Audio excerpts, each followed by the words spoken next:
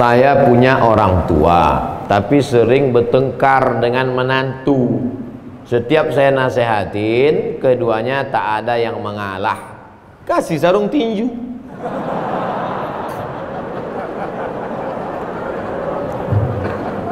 Bagaimana caranya supaya orang tua saya dan menantunya itu bisa akur kembali tanpa menyakiti keduanya, Pak Ustadz? Arisan keluarga, undang Ustadz. Ustadz yang lembut. Jangan Ustadz yang keras kasar macam saya yang lembut. Ibu, bapak, lembut, baik. Nah, kasih tahu dia tentang bahayanya ini segala macam. Nanti dia yang ceramah. Bahannya dari bapak, tapi lidahnya yang dipakai lidah Ustadz. Nah, gitu. Kalau saya nggak bisa, karena saya pernah dipakai gitu sama ketua masjid. Bahannya dari ketua masjid, pakai lidah saya. Siapa yang meminta sedekahnya kembali, maka dia seperti anjing yang menjilat muntahnya. Karena masukan dari ketua masjid, ini ada sedekah yang diminta kembali.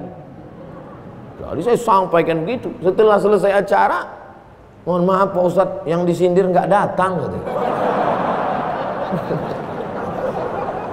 Jadi sejak itu saya nggak mau nyindir-nyindir, itu nggak mau. Kalau ada to the point, mana orangnya, gitu. Jadi, tapi kalau untuk ini nggak bisa. Jadi adik-adikku sekalian, walaupun udah ngaji, nggak bisa menceramahi dia, karena orang tua itu tidak pernah melihat kita ini besar. Ibu melihat anak ibu walaupun udah kuliah, dia tetaplah anak kecil yang umur 2 tahun belajar berjalan. Gak pernah kita melihat anak-anak itu dewasa. Makanya kalau ada anak yang ngomong, saya ini udah dewasa mama. Enggak, kamu anakku. Gak pernah dewasa dia. Maka pakai lidah Ustadz tadi, masalah warisan. Jadi jangan lagi acara arisan keluarga itu cekakak cekiki, foto nggak tentu arah. Kita udah selesai dengan itu, tapi fotonya tetap, silaturahimnya tetap, tapi diisi dengan apa target yang mau dicapai dari silaturahim itu. Sehingga bergizilah ceramah-ceramah arisan-arisan keluarga, pertemuan bulanan, anak-anak menantu, pertemuan bulanan bulan September tentang harta warisan. Ramai yang datang. Pertemuan arisan bulan Oktober tentang ini. Nah, masukkan pesan ini. Nah, insya Allah. Setelah itu jangan lupa doa. Nanti Pak Ustadz, Pak Kiai Habib mendoakan. Habib tolong bacakan air ini. Dibacakannya air, masuklah doa itu ke dalam air, berubah molekul-molekul air itu menjadi cahaya, lalu diminum oleh mereka, masuk ke dalam darahnya, masuk ke dalam jantungnya. Jantungnya yang tadi terbakar dingin, sejuk. Dari jantung naik ke otak, otaknya yang dari tadi tegang tenang. Berapa banyak orang yang nggak mati-mati sakaratul maut, pas dikasih air mati langsung. Ketenangan. Nah, jadi yang meneliti itu malah orang Jepang, bukan orang Arab, bukan orang Islam. Diteliti mereka air yang dibacakan doa, dipanggil tokoh-tokoh agama, air yang paling bening, paling bercahaya, yang dibacakan oleh ulama dari kalangan umat Islam. Allahu Akbar. Molekul-molekul cahaya. Oleh sebab itu doa. Ada nggak ini Pak Ustadz dalilnya zaman Nabi dibacakan air? Ada. Sahabat Nabi datang lapor, ya Rasulullah, ya aku dapat kambing 30 ekor, halal apa enggak ini kambingnya? Kok bisa dapat kambing dari mana? Di kampung itu ada orang gila, minta doa. Lalu ku baca Al-Fatihah, menahan air liur banyak-banyak. Setelah itu ku ludah gitu dia, sehat. Dikasih kambing, kambingnya halal apa enggak? Itulah dalil ruqyah. Ruqyah membacakan ayat-ayat ke air atau langsung ke telinga. Mana tahu dia dirasuki jin dan setan. Itu ada darah di jantung itu. Di dalam jantung itu. Ibu bapak nanti kalau motong ayam, coba belah jantung ayam itu. itu ada darah menggumpal di dalam. Darah yang menggumpal di dalam itulah yang dinaikkan oleh setan. Dinaikkan oleh setan. Kalau dia mendidih ke atas, namanya marah. Kalau dia tidak meledak ke atas, tertahan ke dalam, namanya sedih. Misalnya kita lagi berdiri, tiba-tiba kaki kita diinjak sama orang, kita marah, mendidih darah itu, marah. Tapi pas mau membalas, rupanya dia tentara. Kita kan nggak berani kan? Dia turun menjadi sedih, tertahan ke dalam. Marah dan sedih akan hilang kalau berubah menjadi maaf. Islam tidak mengajarkan kita larut dalam kemarahan, tidak pula larut dalam kesedihan, tapi dia hilang dengan maaf. Nah, itu dengan doa-doa itulah orang menjadi maaf.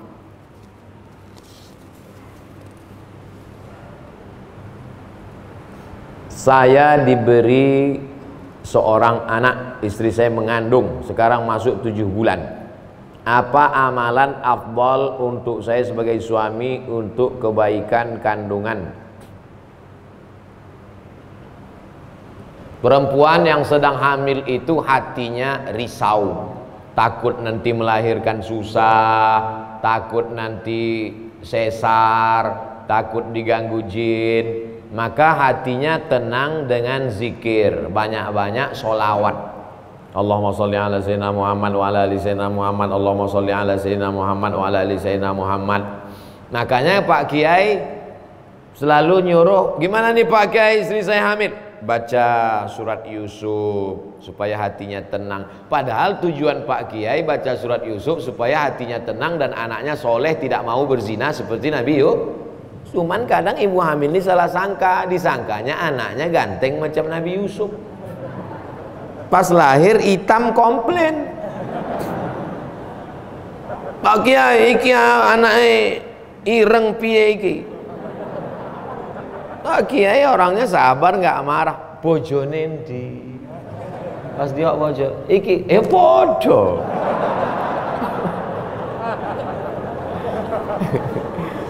Nah, setelah itu kita jangan salah paham dulu. Jadi kalau ada ustadz nyuruh baca sholawat, baca ayat kursi, sesungguhnya itu supaya emosional si ibu tenang. Kalau ibunya tenang, anaknya juga ikut tenang. Salatullah salamullah ala taha rasulillah. Salatullah salamullah ala yasin habibillah. Tawassalna bi bismillah wa bil hadi rasulillah wa kulli mujahidin lillah bi ahlil badri ya Allah. Ibunya tenang, anaknya tenang, suaminya tenang, maka mudah melahirkan. Kalau otot-ototnya kaku, dia stres, dia takut, itu susah melahirkan. Tenang, mudah, asyik lahir. Mudah-mudahan ibu diberikan kemudahan, amin. Sekaligus Ustadz beri usulan nama. Anaknya laki-laki. Anaknya laki-laki, kasih namanya Hawari. Hawari artinya penolongku. Mudah-mudahan anak ini menjadi penolongmu nanti di akhirat, mendapat syafaat karena anak ini menjadi penghafal Quran. Hawari. Boleh ditambah belakangnya, depannya, terserahlah. Namanya saya kasih Septi Hawari Pak Ustadz. Kenapa Septi? Lahir September. Aduh, yang pakai bulan-bulan itu tak usahlah lagi. Nanti minta sama Habib, sama Ustadz lain supaya tambah namanya. 3 nama untuk paspor bisa umroh. Ustadz, bagaimana sebaiknya melaksanakan ibadah di masjid? Apakah kita ikut salah satu tata cara ibadah, misalnya NU atau Muhammadiyah, atau gimana Pak Ustadz? Saya ketua masjid. Saya gini-gini ketua masjid nih. Jadi saya ketua masjid. Masjid itu memang dari dulu pakai mazhab Syafi'i. Bismillahnya jahar. Bismillahirrahmanirrahim. Ini sholat apa qori? Biasa aja lah. Bismillahirrahmanirrahim. Alhamdulillahirabbil alamin. Arrahmanirrahim. Lalu kemudian kalau subuh pakai kunut, pakai mazhab Syafi'i. Allahumma hdina fiman hadait, wa'afina fiman afait, wa tawallana fiman tawallait. Tapi masjidnya nggak terlalu besar, masjid komplek perumahan kecil. Artinya mayoritas masyarakat di situ memang mazhab Syafi'i.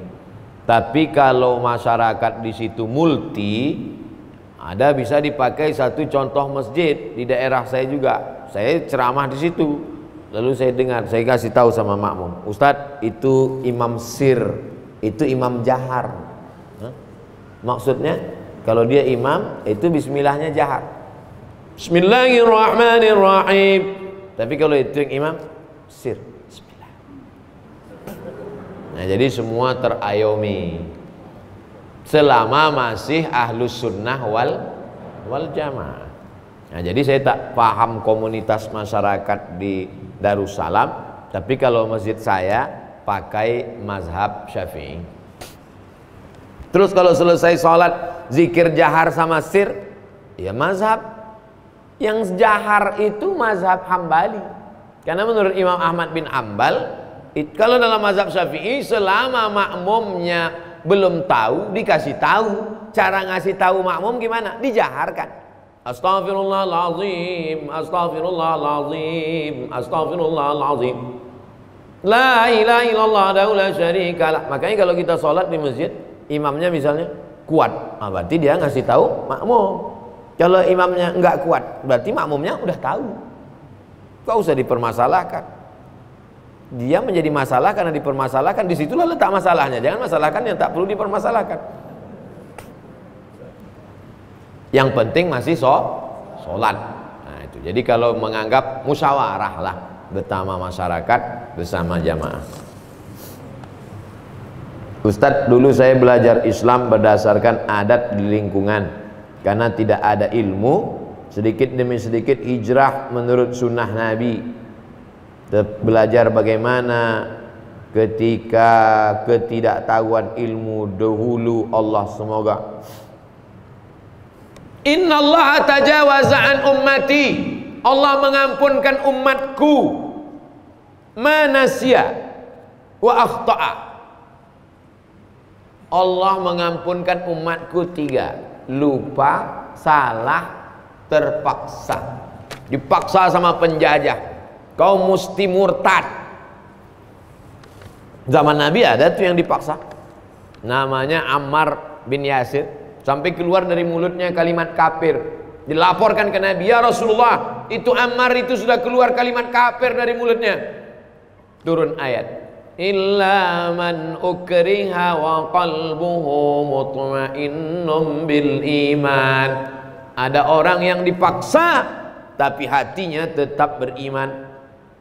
Sahabat Nabi yang dibela oleh Al-Quran langsung turun ayat membela dia, diantaranya Ammar bin Yasir.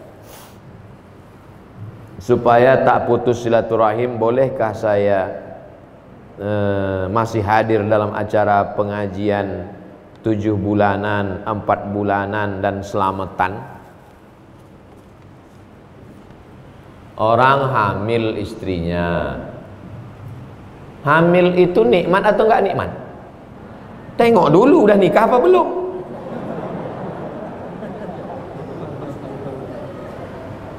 Hamil itu, istrinya hamil itu nikmat. Berapa banyak, maaf ya Pak, jangan tersinggung, berapa banyak orang nikah belum, bukan tidak, belum dikasih Allah. Saya sedih Pak Ustaz, saya 10 tahun nikah istri belum hamil.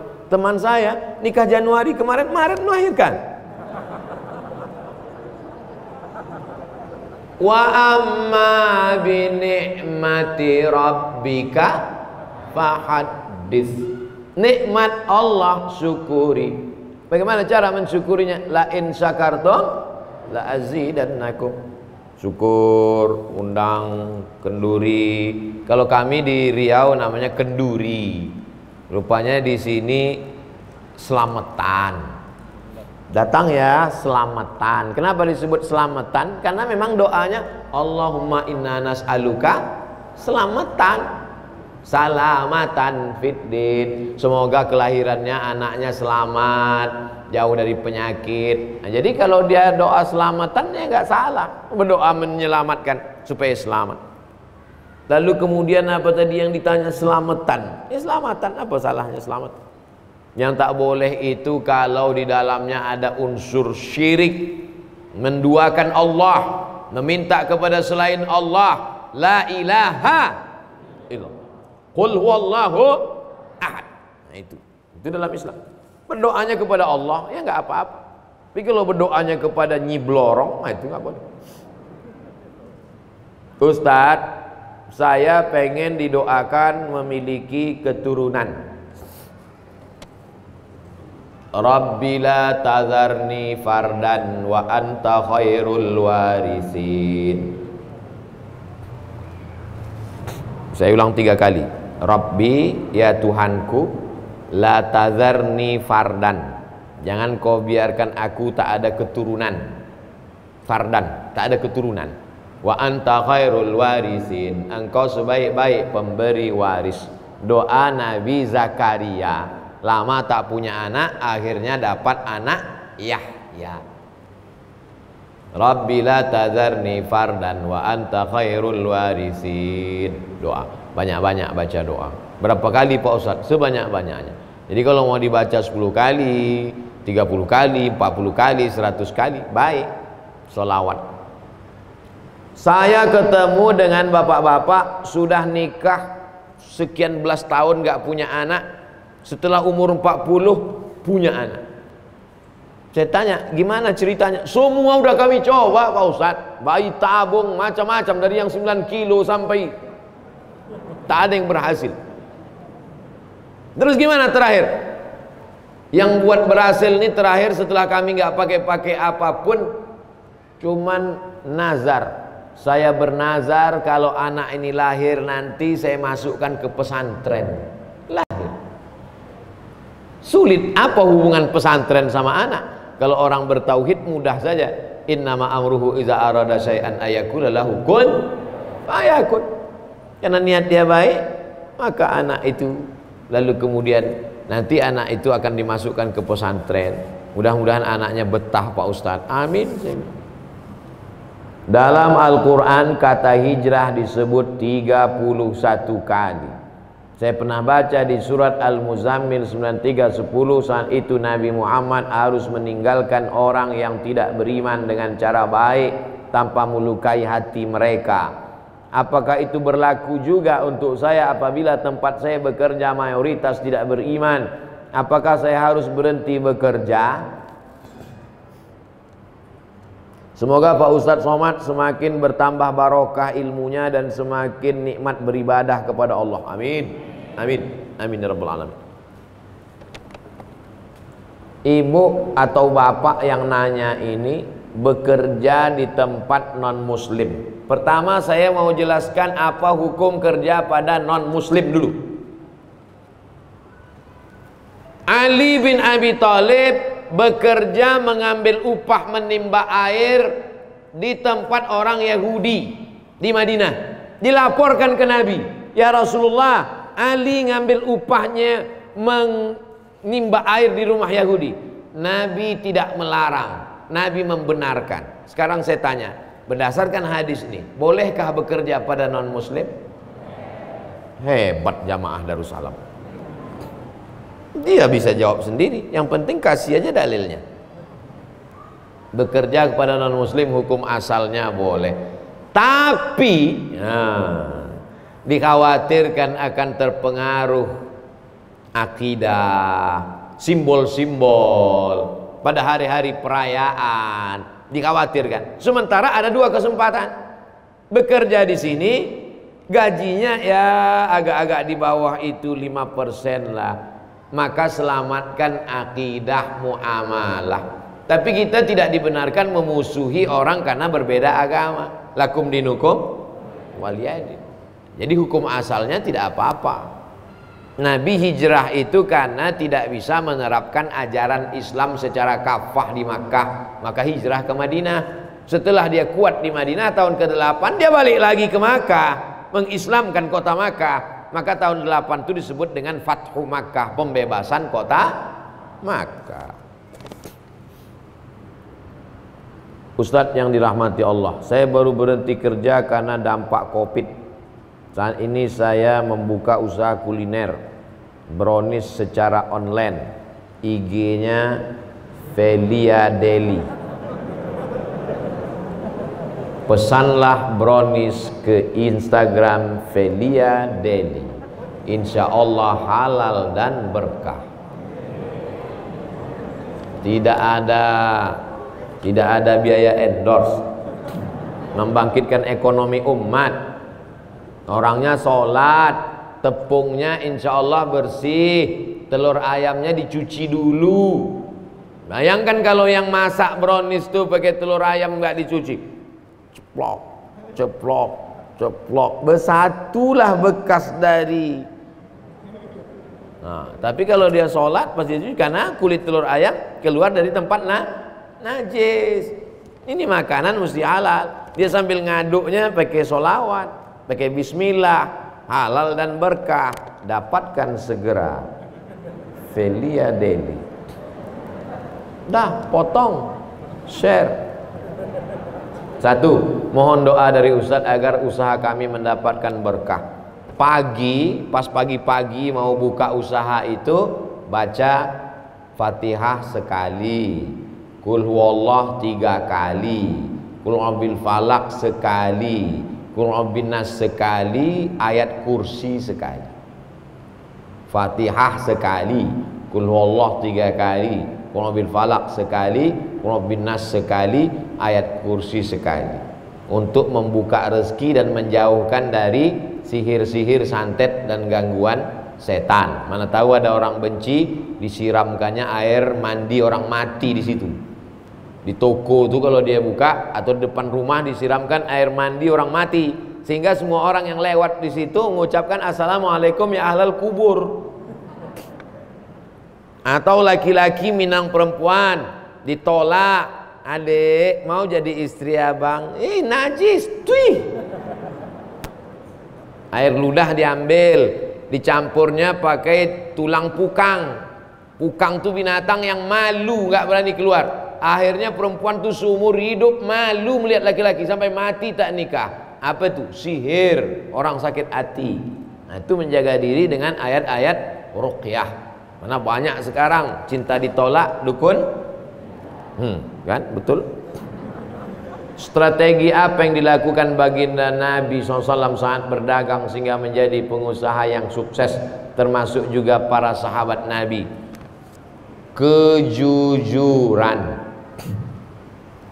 Ini barang bagus harganya sekian, ini barang kurang bagus harganya sekian, ini barang nggak bagus harganya sekian.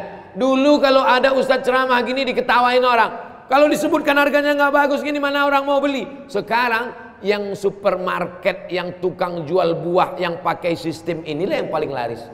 Ini buah mangga impor harganya sekian, ini buah mangga lokal sedang sekian, ini buah mangga lokal agak bagus tapi banyak busuknya sekian. Justru itu yang dipilih orang. Adapun orang yang suka campur-campur buah busuk, begitu dia beli sekali, wal awwalu wal akhiru, itu yang pertama dan terakhir, tobat aku belanja di sini lagi. Kejujuran. Dan jangan lupa, rezeki itu dari kita atau Allah yang ngasih? Allah yang ngasih. Maka mintanya kepada makhluk atau kepada Allah? Pada Allah. Niat, nanti kalau ini berlebih ya Allah, yang wajib tetap kubayar zakat, niatku hanya untuk cukup makan, nanti akan aku santuni anak yatim, fakir, miskin. Karena yang lain-lain kita beli. Jangan jadi masyarakat konsumtif. Beli jaket sampai 100 juta, beli topi sampai 12 juta. Ustaz Somad kemarin topi Ustaz harganya 12 juta. Peci saya dibeli orang 12 juta. Dilelang untuk bangun pesantren. Peci 12 juta, topi UAS 5 juta.